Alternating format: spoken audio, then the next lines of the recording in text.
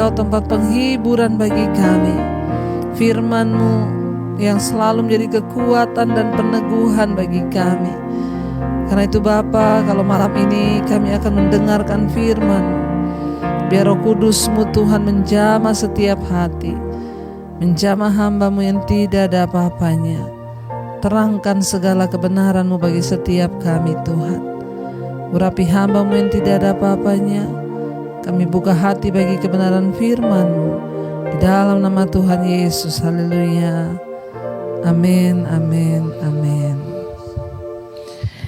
Iya, baik saudara, kita akan melanjutkan pembacaan firman Tuhan malam hari ini. Namun sebelumnya saya akan bacakan kesaksian terlebih dahulu. Karena kita percaya kesaksian akan menambah kekuatan iman kita, ya. Shalom Ibu Debbie, saya mau bersaksi. Nama saya Rima, saya dari Bandung. Saya jemaat Mesbah Doa dan juga Mesbah Syukur sejak 2020 yang lalu. Puji Tuhan ya, dari awal. Awalnya saya mendapat khotbah Ibu itu dari mama saya yang di Papua. Dan cuma saya ikut saja, cuman saya saja yang ikut. Tapi puji Tuhan sekarang anak-anak dan juga suami saya setia ikut Mesbah Doa.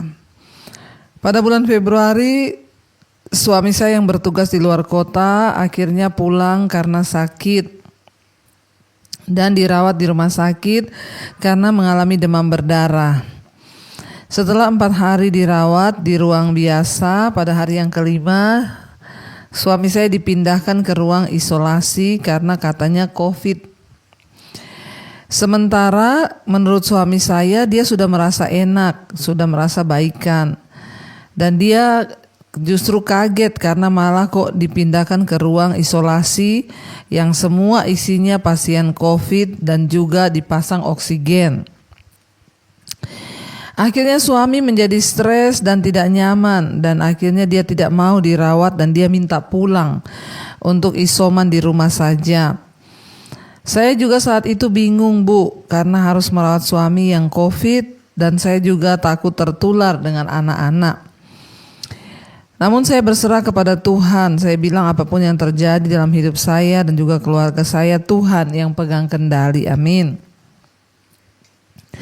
Puji Tuhan, dalam waktu beberapa hari suami sudah baikan dan kembali bisa bekerja keluar kota. Tidak lama kemudian anak saya yang paling besar mengalami panas tinggi dan juga batuk-batuk. Bahkan disusul adiknya juga mengalami hal yang sama. Di situ saya mulai merasa khawatir Bu. Namun saya tetap belajar untuk berserah dan percaya kepada Tuhan. Saya percaya kuasa Tuhan. Saya percaya seperti yang sering Ibu katakan, kalau belum waktunya mati ya tidak akan mati. Amin ya. Saya imani bahwa hidup mati saya ada di tangan Tuhan, bukan di tangan COVID ya. Tak lama kemudian saya pun mengalami demam dan batuk-batuk dan juga pilek. Badan saya rasanya sakit semua. Tapi saya dan anak saya tetap setia mengikuti Mesbah Doa dan juga Mesbah Syukur. Meskipun dalam keadaan sakit, karena saya merasa justru lewat Mesbah Doa dan juga Mesbah Syukur saya mendapatkan kekuatan. Dan juga saya mendapat pengharapan dari Tuhan. Bahkan setiap kali Ibu Debbie berdoa untuk yang sakit dan menumpangkan tangan di bagian yang sakit, saya percaya Bu, saya bilang Tuhan pasti menyembuhkan sakit saya dan juga anak-anak. Puji Tuhan, akhirnya dalam waktu beberapa minggu kami sudah mulai sehat. Saya mengucap syukur dan berterima kasih pada Tuhan Yesus yang sangat baik dan juga penuh kasih kepada kami sekeluarga. Saya juga mengucapkan terima kasih kepada Ibu Debbie dan seluruh tim Mesbah Doa dan Mesbah Syukur yang selalu membimbing kami dalam mengerti akan firman Tuhan. Terima kasih Ibu, dan maaf kalau kesaksian saya ini panjang. Namun saya sudah bernasar bahwa saya akan bersaksi di Mesbah Doa. Biar semua yang boleh mendengarkan ini menjadi kesaksian. Ya, dan Tuhan Yesus memberkati saudara. Biarlah kita mau terus tetap mengucap syukur ya dalam segala perkara. Jangan takut berlebihan. Kita percaya bahwa Tuhan kita Tuhan yang ajaib, Tuhan yang dahsyat, Tuhan yang sanggup untuk kembali memberikan kita kesembuhan, pemulihan, kekuatan. Benar ya, imani saja bahwa kalau belum waktunya kita mati, kita tidak akan mati ya. Tapi kalau sudah waktunya ya kita harus siap-siap saudara. Karena bagi kita hidup adalah Kristus, mati adalah sebuah keuntungan. Terima kasih Ibu buat kesaksiannya yang memberkati kita semua. Saya percaya ya setiap kita yang mendengarkan diberkati Tuhan ya. Dan mungkin ada di antara saudara yang sedang sakit hari ini, tetaplah percaya dan tetap berharap pada Tuhan. Iya, kita akan melanjutkan. Kemarin kita sudah selesai dengan pembacaan Kejadian 18 saudara, tentang Sodom dan Gomora ya. Kemarin Tuhan berkata ya, apakah aku tidak akan memberitahukan kepada Abram bahwa aku akan membinasakan kota itu dan seluruh penduduknya.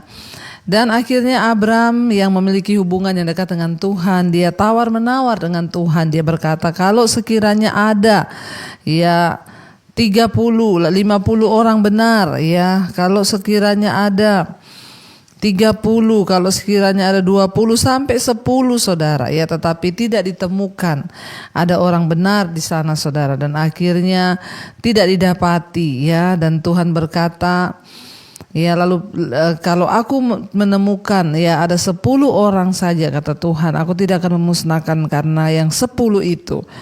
Lalu pergilah Tuhan ya, dan setelah ia selesai berfirman kepada Abram, kembalilah Abram ke tempat tinggalnya. Baik, kita akan melanjutkan sekarang dari Kejadian pasal yang ke-19. Judul perikopnya adalah Sodom dan Gomora dimusnahkan, Lot diselamatkan. Ayat yang pertama, kedua malaikat itu tiba di Sodom pada waktu petang. Ya, Lot sedang duduk di pintu gerbang. Lot sedang duduk di pintu gerbang Sodom, dan ketika melihat mereka, bangunlah ia menyongsong mereka lalu sujud dengan mukanya sampai ke tanah. Ya, jadi ceritanya saudara ya, ada dua malaikat pada waktu petang sore hari datang ke kota Sodom. Pada waktu itu Lot sedang duduk-duduk di pintu gerbang ya kota Sodom dan melihat mereka datang. Lalu bangunlah Lot menyongsong kedua malaikat itu. Ya, dan Lot berkata, ayat yang kedua, Tuan silakanlah singgah ke rumah hambamu ini.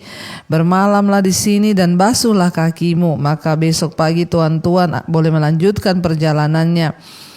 Jawab mereka, tidak. Kami akan bermalam di tanah lapang. Ya, jadi saudara, pintu gerbang itu mungkin kita berpikir ya, wah ini Lot ini kurang kerjaan kok duduk-duduk di pintu gerbang kota Sodom gitu ya. Pas malaikat tuh datang, Lot lagi duduk di situ. Jadi saudara, pada zaman itu pintu gerbang itu adalah sebuah tempat pertemuan bagi para pejabat di kota itu saudara ya.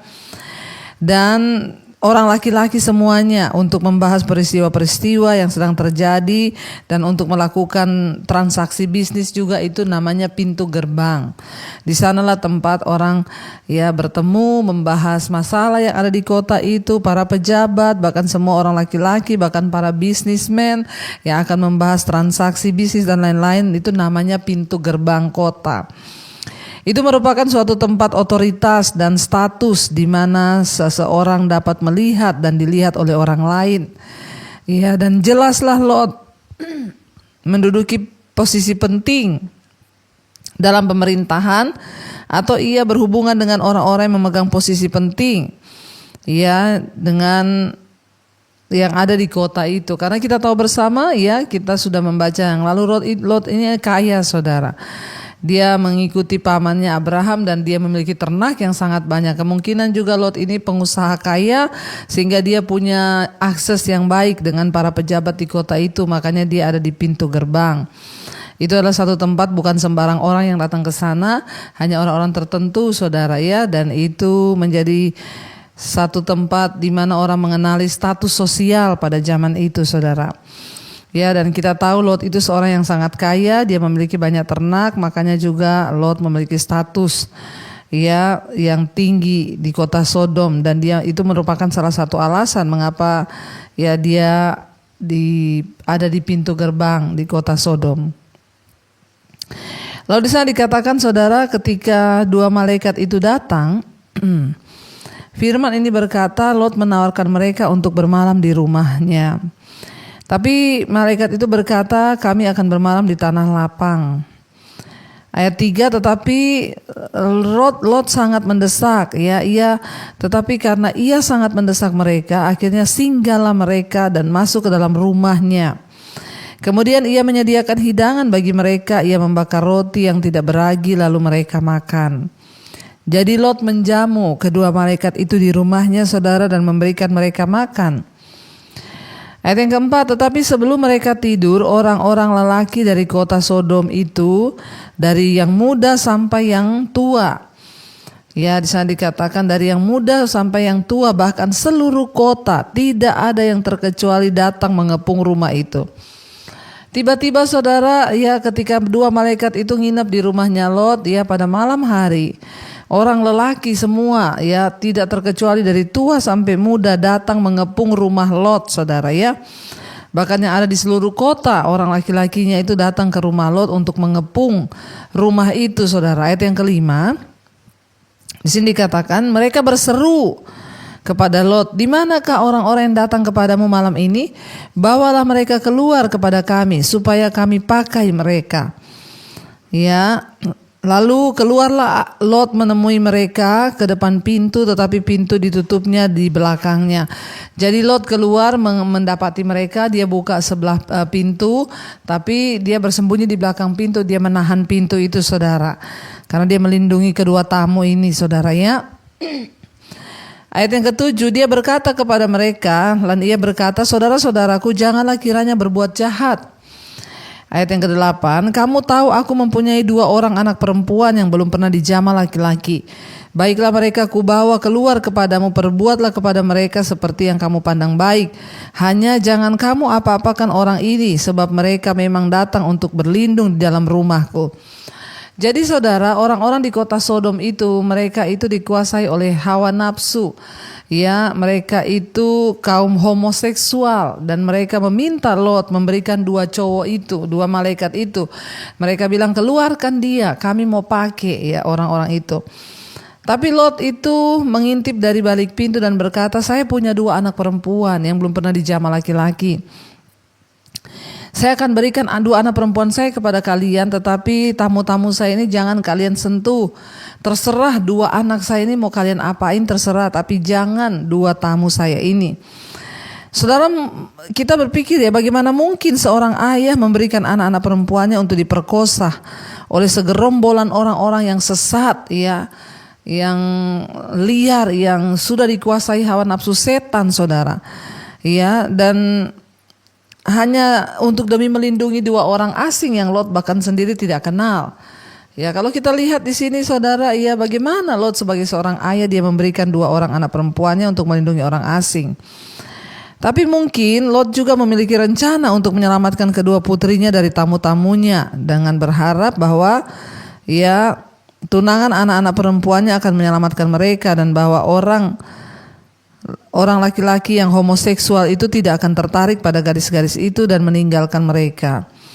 Jadi mungkin Lot berpikir memang pada waktu itu kita tahu kota Sodom dan Gomora itu dikuasai oleh orang-orang yang hidup, mereka melakukan yang tidak wajar, menggantikan persetubuhan dengan istrinya dengan sesuatu yang tidak wajar. Laki-laki birahi terhadap laki-laki, saudara, dikatakan oleh firman Tuhan, sehingga Tuhan marah besar dengan kota itu, saudara. Dan akhirnya Lot tahu mereka itu homoseksual. Kalau dia kasih anaknya perempuan, mereka gak mungkin tertarik kepada anaknya, dan pasti anaknya akan terselamatkan. Lalu juga tamu-tamunya juga bisa diselamatkan, saudara, itu mungkin pikirannya Lot. Tapi mereka, saudara, dikatakan di sana ketika Lot berkata begitu, saudara, anak-anak perempuannya akan diberi kepada mereka, dia berpikir untuk menyelamatkan kedua tamunya, tapi juga menyelamatkan anaknya, karena anaknya juga perempuan, mereka tidak tertarik. Dan memang merupakan kebiasaan pada zaman itu untuk melindungi tamu-tamu, apapun resikonya, pokoknya tamu yang menginap di rumah itu harus dilindungi. Usul yang mengerikan yang diberikan oleh Lot ini menunjukkan betapa dalamnya dosa telah merasuki kehidupan dari orang di kota itu, juga kehidupan di dalam kehidupan Lot, saudara. Dia telah menjadi keras terhadap perbuatan-perbuatan jahat di kota yang jahat. Apapun yang menjadi motif Lot, ya, kita melihat di sini suatu gambaran tentang kejahatan yang mengerikan di Sodom. Kejahatan yang demikian hebat sehingga Allah harus menghancurkan, bahkan membinasakan seluruh kota itu. Ya, kita lihat saudara, betapa jahat kota ini. Ya, betapa hawa nafsu sudah membakar mereka saudara, dan itu yang membuat Tuhan itu murka terhadap kota ini saudara, ya. Lalu kita melihat saudara, ya, ketika Lot memberikan anak perempuannya kepada ya mereka di situ, ya, apa yang dikatakan oleh orang-orang Lot, orang-orang Sodom itu? Mereka berseru-seru kepada Lot, ya. Mereka bilang, di mana kedua orang yang datang padamu itu? Bawa mereka keluar, kami mau pakai mereka.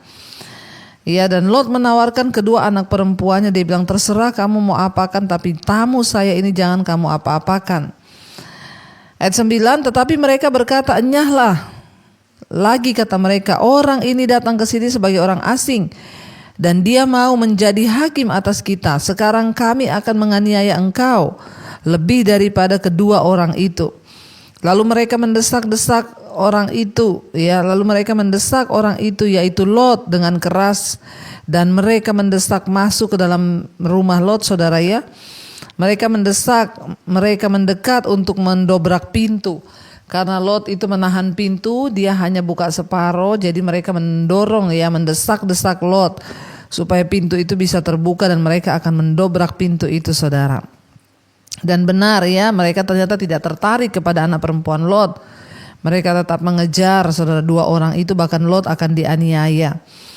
Ayat yang ke-11, dan mereka ya, dikatakan di situ saudara, ya, ketika akhirnya mereka mau mendobrak pintu rumah Lot, dikatakan tetapi kedua orang itu mengulurkan tangannya menarik Lot masuk ke dalam rumah. Jadi dua malaikat itu menarik Lot, lalu mereka menutup pintu. Dan ayat yang ke-11, dan mereka membutakan mata orang-orang yang di depan pintu rumah itu, dari yang kecil sampai yang besar, sehingga percumalah orang-orang itu mencari-cari pintu. Malaikat-malaikat itu membuat mata mereka semua menjadi buta, sehingga mereka tidak melihat pintu ada di mana. Ya, kuasa Tuhan terjadi saudara. Tapi lihat, ya, ini semua dicatat untuk menjadi pelajaran bagi kita betapa Sodom dan Gomora itu rusak di mata Tuhan. Mereka melakukan dosa yang begitu bejat saudara, ya. Ayat 12, ya, lalu kedua orang itu berkata kepada Lot, siapakah kaummu yang ada di sini lagi? Dia bertanya, siapa keluargamu? Lot menjawab, dia tanya, menantu atau anakmu laki-laki, anakmu perempuan, atau siapa saja? Ya, kaummu di kota ini, keluargamu maksudnya. Bawalah mereka keluar dari tempat ini. Ayat 13, sebab kami akan memusnahkan tempat ini, karena banyak keluh kesah orang tentang kota ini di hadapan Tuhan. Sebab itulah Tuhan mengutus kami untuk memusnahkan, ya, untuk memusnahkannya. Ayat 14, keluarlah Lot lalu berbicara dengan kedua bakal menantunya yang akan kawin dengan kedua anaknya perempuan. Katanya, bangunlah, keluarlah dari tempat ini, sebab Tuhan akan memusnahkan kota ini. Tetapi ia dipandang oleh kedua bakal menantunya itu sebagai orang yang berolok-olok saja. Jadi Lot menyuruh, ya, dua orang calon menantunya untuk pergi cepat tinggalkan kota ini, karena kota ini akan dimusnahkan oleh Tuhan. Ya, dan Allah sudah berjanji saudara bahwa akan menyelamatkan Sodom seandainya ada 10 orang yang tak bersalah yang benar tinggal di sana. Tetapi ternyata benar saudara, ya. Sangat jelaslah kita melihat di sini saudara, 10 orang saja tidak dapat ditemukan di kota itu orang benar. Karena itu malaikat-malaikat itu datang dan menghancurkan kota itu. Bahkan bukti-bukti arkeologi pun menunjuk kepada suatu peradaban yang maju di daerah ini pada zaman Abraham. Sebagian besar ahli riset juga menegaskan tentang adanya kehancuran yang tiba-tiba dan sangat parah. Saat itu secara luas, ya, terjadi, dianggap bahwa kota itu terkubur dan letaknya di bawah laut di ujung sebelah selatan. Laut mati saudara, ya. Jadi di sini dikatakan bagaimana, ya, Lot memberitahu kepada dua menantunya untuk segera lari, calon menantunya, ya. Tapi mereka menganggap Lot ini cuma bohong, ya mengada-ngada saja, tidak benar Lot ini. Ya, jadi mereka menganggap dia cuma berolok-olok. Ayat 15, ketika fajar telah menyingsing, kedua malaikat itu mendesak Lot supaya bersegera. Katanya, bangunlah, bawalah istrimu dan kedua anakmu yang ada di sini, supaya engkau jangan mati lenyap karena kedurjanaan kota ini. Ketika ia berlambat-lambat, maka tangannya dan tangan istri dan tangan kedua anaknya dipegang oleh kedua orang itu, sebab Tuhan hendak mengasihani dia. Lalu kedua orang itu menuntunnya keluar kota dan melepaskannya di sana. Ya, lalu saudara, ya kita melihat Tuhan itu masih memilih Lot ya untuk diselamatkan, saudara. Jadi Tuhan mengirim dua malaikat itu untuk menyuruh Lot lari dari kota itu, segera, cepat ya tinggalkan. Dan akhirnya ketika fajar telah menyingsing, kedua malaikat itu mendesak Lot supaya segera, katanya, bangun, bawalah istrimu dan kedua anakmu yang ada di sini supaya engkau jangan mati lenyap karena kedurjanaan kota ini. Ya, ketika ia berlambat-lambat, maka tangannya dan tangan istri dan tangan kedua anaknya itu dipegang oleh kedua orang itu, kedua malaikat itu, sebab Tuhan hendak mengasihani dia. Lalu keluarlah orang itu menuntunnya keluar kota dan melepaskannya di sana. Ya, jadi saudara, kita melihat ya benar-benar sangat mengerikan apa yang terjadi di Sodom dan Gomora. Ya, jadi kisah Sodom ini menunjukkan bahwa orang-orang pada zaman Lot itu menghadapi dosa yang sangat menjijikkan di mata Tuhan. Ya, dan apa yang dihadapi oleh dunia sekarang ini juga mirip-mirip, saudara, dengan apa yang terjadi di Sodom dan Gomora pada zaman itu. Ya, kita juga harus mengikuti teladan dari Abraham dalam mempercayai Allah. Ya, imannya tidak mementingkan diri, berbeda dengan orang-orang di Sodom yang suka memuaskan diri, saudara. Lot telah hidup sedemikian lamanya dan merasa begitu puas di antara orang-orang yang tak mengenal Tuhan, sehingga ia tidak lagi merupakan saksi yang dapat dipercaya bagi Allah. Ya, dia telah membiarkan lingkungannya membentuk dirinya, bukannya dia yang membentuk lingkungannya, saudara. Ya, jadi kita melihat di sini apakah orang-orang yang mengenal kita hari-hari ini mengerti hidup kita ini menjadi saksi. Bahkan lewat hidup kita mungkin banyak orang diselamatkan. Kalau Lot berfungsi sebagai orang benar, anak Tuhan, masa 10 orang aja tidak ditemukan. Misalnya Lot hidup benar, anak-anaknya hidup benar, calon mantunya orang benar, ya, lalu orang yang di sekitarnya benar, pegawai-pegawainya hidup benar, 10 orang. Ada Tuhan bisa temukan di kota ini, tapi terbukti bahwa Lot pun tidak bisa menjadi kesaksian hidup bagi orang-orang yang ada di sekelilingnya. Makanya pada waktu dia berbicara kepada menantunya juga berkata dia ini cuma mengolok-olok. Orang sudah tidak percaya lagi dengan ucapan Lot, saudara. Kita melihat di sini, ya, ternyata di tengah kedurjanaan, di tengah dosa yang begitu kuat, seringkali orang benar tidak tahan. Ya, bukan Lot yang mempengaruhi lingkungannya, justru lingkungannya lah yang sudah mempengaruhi Lot, saudara. Karena ya Lot sudah tidak bisa lagi melakukan tugasnya sebagai anak Tuhan. Dia tidak bisa lagi menunjukkan kualitas hidup sebagai anak Tuhan, sehingga dia tidak bisa memenangkan orang-orang yang ada di sekelilingnya. Ya, dan pada akhirnya justru Lot bercampur baur kehidupannya dengan orang-orang yang ada di Sodom. Ya, dan bahkan Lot telah berkompromi sampai pada titik di mana ia hampir-hampir tidak lagi berguna bagi Tuhan. Hidupnya itu sudah gak berdampak bagi Tuhan. Mari kita introspeksi diri, saudara. Hari ini apakah hidup kita ini masih berdampak bagi kerajaan Allah? Apakah lewat hidup kita orang dibawa kepada kebenaran? Apakah lewat hidup kita suami, anak-anak, istri kita dibawa pada kebenaran? Ya, orang tua kita, atau lewat hidup kita justru kita sudah menjadi sama dengan orang-orang dunia yang tidak ada bedanya, saudara. Ya, bahkan kita melihat di sini, saudara, ya, Lot telah berkompromi sampai pada titik di mana ia tidak lagi bisa berfungsi bagi kerajaan Allah.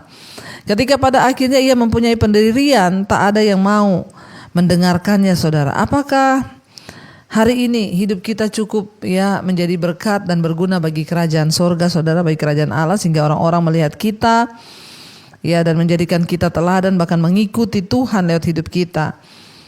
Mari kita harus membuat perbedaan di dalam hidup kita supaya ya kita jangan sampai menjadi orang-orang yang justru berkompromi dan menjadi sama dengan dunia ini. Tuhan bilang, engkau memang ada dalam dunia, tetapi engkau bukan dari dunia. Berubahlah ya, sehingga kita boleh menjadi berkat. Jangan seperti Lot yang tidak mampu menjadi berkat. Dia kaya secara materi, tapi hidupnya tidak berdampak bagi kerajaan Allah lagi. Mari saudara, malam ini kita merenungkan hidup kita. Apakah kita ini sudah sungguh-sungguh berdampak bagi kerajaan Allah atau tidak? Apakah hidup kita ini masih bisa diperhitungkan Tuhan atau tidak, saudara? Jangan sampai orang-orang di sekeliling kita pun tidak hidup dalam kebenaran. Tapi mari kita sungguh-sungguh menjadi teladan. Karena Alkitab berkata, satu orang bertobat, seisi rumah itu akan diselamatkan.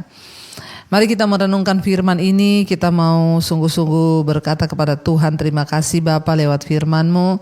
Kami banyak belajar. Malam ini kami belajar tentang bagaimana kami harus hidup sungguh-sungguh di hadapan Tuhan, hidup benar, supaya bukan lingkungan yang mengubah kami, tapi kami yang mengubah lingkungan di sekeliling kami. Tuhan tolong kami, bawa kami di dalam perkenanan-Mu senantiasa. Kami tinggalkan dosa-dosa kami tinggalkan segala pemberontakan kami, dan kami mau belajar hidup untuk kepentingan Tuhan. Kami mau belajar hidup untuk kehendak-Mu Bapa. Kami mau belajar hidup untuk kebenaran, supaya lewat hidup kami banyak orang boleh diselamatkan, sehingga Tuhan menemukan bahkan kami dan seisi rumah kami boleh diselamatkan. Tuhan, ajar kami untuk sungguh-sungguh mengerti bahwa dunia ini semakin jahat, tapi orang yang benar harus tetap hidup oleh karena firman Tuhan. Kami tidak mau terikut dengan arus dunia sehingga hidup dalam kenajisan, percabulan, kompromi dengan dosa-dosa. Kami mau tetap berdiri dalam kekudusan Tuhan, bahkan menjadi pendoa syafaat bagi orang-orang yang di sekeliling kami ya Bapa. Pakai hidup kami sungguh-sungguh menjadi terang dalam rumah tangga, suami-suami menjadi imam, istri menjadi penolong, anak-anak takut akan Tuhan, sehingga rumah tangga kami memuliakan nama Tuhan. Kami tidak ragu masa depan anak-anak kami tidak ragu masa depan kami, jodoh anak-anak kami, semuanya Tuhan yang pegang kendali. Engkau terus memberkati Bapa. Untuk setiap keluarga besar kami juga yang belum mengenal Tuhan, biarlah mereka juga boleh mengenal anugerah-Mu, boleh mengenal akan keselamatan yang daripada-Mu Tuhan. Kasih karunia-Mu boleh sampai kepada mereka supaya mereka boleh diselamatkan. Berkati setiap keluarga besar kami yang sedang terbaring sakit, orang tua, oma, opa, kakek, nenek kami, mereka para single parent, Tuhan menjadi penghibur. Kalau ada yang sedang terbaring sakit, biarlah kesembuhan yang dari Tuhan boleh terjadi. Kami perkatakan di dalam nama Tuhan Yesus, darah Yesus menyucikan, menguduskan. Kami patahkan segala kuasa sakit penyakit. Ampuni dosa pelanggaran kami Tuhan. Kami patahkan, hancurkan segala kuasa kegelapan yang coba menyerang hidup kami lewat sakit penyakit. Kami tolak di dalam nama Yesus. Terutama beri kesembuhan jiwa, agar tidak ada sungut-sungut, amarah, kepahitan. Yang ada adalah ucapan syukur. Berkati setiap mereka yang ada dalam tekanan hidup, beban pergumulan yang berat Tuhan, masalah hutang piutang, Tuhan turut bekerja dalam segala perkara. Yang mau menjual aset, Tuhan juga turut bekerja. Bapa, kirimkan pembeli. Engkau juga membantu Tuhan setiap kami ketika kami Tuhan sungguh-sungguh berserah, bertobat dari jalan-jalan hidup kami yang jahat. Kami tahu pertolongan Tuhan tidak pernah terlambat. Engkau memberkati juga Bapa untuk setiap mereka yang terikat dengan kuasa-kuasa kegelapan, yang terikat dengan hal-hal yang tidak berkenan pada Tuhan, rokok, minuman keras, obat-obatan terlarang, judi online, game online, yang terikat dengan narkoba, kenajisan, percabulan, homoseksual, lesbian, yang terikat dengan perselingkuhan, persinahan, percabulan. Kami berdoa dalam nama Yesus seperti kota Sodom dan Gomora. Kami tidak mau Tuhan Engkau binasakan. Kami berdoa malam ini biar terjadi kelepasan bagi setiap mereka yang terikat. Tuhan Yesus sanggup melepaskan. Yang terikat dengan kepahitan, kekecewaan, amarah, kedengkian, dendam, yang terikat dengan ketakutan, kekhawatiran, kecemasan, kami tolak, patahkan, hancurkan di dalam nama Tuhan Yesus. Engkau memberkati Bapa setiap anak-anak-Mu Tuhan, mereka yang sungguh-sungguh membutuhkan Tuhan dalam kehidupan. Biarlah Tuhan menjadi Tuhan dan Juru Selamat bagi setiap kami. Engkau juga terus memberkati setiap mereka yang rindu punya keturunan, dibukakan kandungan yang tertutup dalam nama Yesus. Keturunan ilahi yang Kau percayakan, yang saat ini berkekurangan, Tuhan mencukupi. Kami tahu Engkau Allah Yehova Jireh yang sanggup mencukupi kebutuhan hidup kami. Tuhan, Engkau juga terus memberkati Bapa untuk setiap mereka yang hari-hari ini Tuhan sedang di dalam masalah-masalah yang rumit, Tuhan turut bekerja mendatangkan kebaikan. Kami berdoa buat bangsa dan negara kami Indonesia. Shalom Indonesia dari Sabang sampai Merauke. Terjadi hujan pertobatan, orang-orang berbalik kembali dari dosa, meninggalkan jalan yang jahat. Kami berdiri bagi Indonesia, ampuni bangsa kami, ampuni segala roh kenajisan, percabulan, homoseksual, lesbian. Jangan Engkau timpakan murka-Mu Tuhan seperti Sodom dan Gomora. Kalau Engkau berkenan, ampuni bangsa ini Tuhan. Berkati Bapak Presiden Jokowi, wakilnya, seluruh jajaran kabinet yang ada. Tuhan memberkati bahkan TNI Polri yang menjaga keamanan bangsa ini Tuhan. Jagai Bapak dalam nama Tuhan Yesus. Engkau terus memberkati Tuhan untuk setiap anak-anak-Mu yang berseru atas bangsa ini. Engkau jamah dan lawat. Diberkati tanahnya, diberkati pertanian, perkebunan, diberkati peternakannya, diberkati pertambangannya. Diberkati Tuhan segala yang dilakukan oleh bangsa kami, biarlah berkenan kepada Bapa. Kami berdoa juga Tuhan untuk bangsa-bangsa. Kami masih terus berdoa buat Rusia dan Ukraina Tuhan yang ada dalam pertempuran, peperangan. Biarlah Engkau mengampuni Tuhan. Bukan soal siapa yang salah, siapa yang benar, tapi biar belas kasihan Tuhan tercurah terutama bagi para presidennya, agar ada saling merendahkan hati supaya tidak semakin banyak korban jiwa. Bapa berkati Tuhan, kami mohon pengampunan-Mu Bapa. Semua bangsa-bangsa yang ada di 5 benua, Asia, Afrika, Amerika, Eropa, Australia Tuhan, tutup bungkusan kulkas saudara-Mu. Biarlah pengampunan Tuhan tercurah, anugerah Bapa tercurah. Di tengah masa pandemi ini tidak ada kematian massal, yang ada kesembuhan massal. Kami membuka hati dan tangan kami Tuhan untuk menerima berkat-Mu. Karena itu Bapa, kami mengucap syukur buat malam hari ini. Terimalah berkat dari Allah Bapa, cinta kasih Tuhan Yesus Kristus, penyertaan Allah Roh Kudus turun atas hidup-Mu mulai hari ini bahkan sampai kali yang kedua Tuhan Yesus datang menjemput kita. Nama-Mu tercatat di dalam kitab kehidupan. Dalam nama Tuhan Yesus yang percaya diberkati, katakan bersama amin, amin, amin. Shalom Immanuel dan Tuhan memberkati.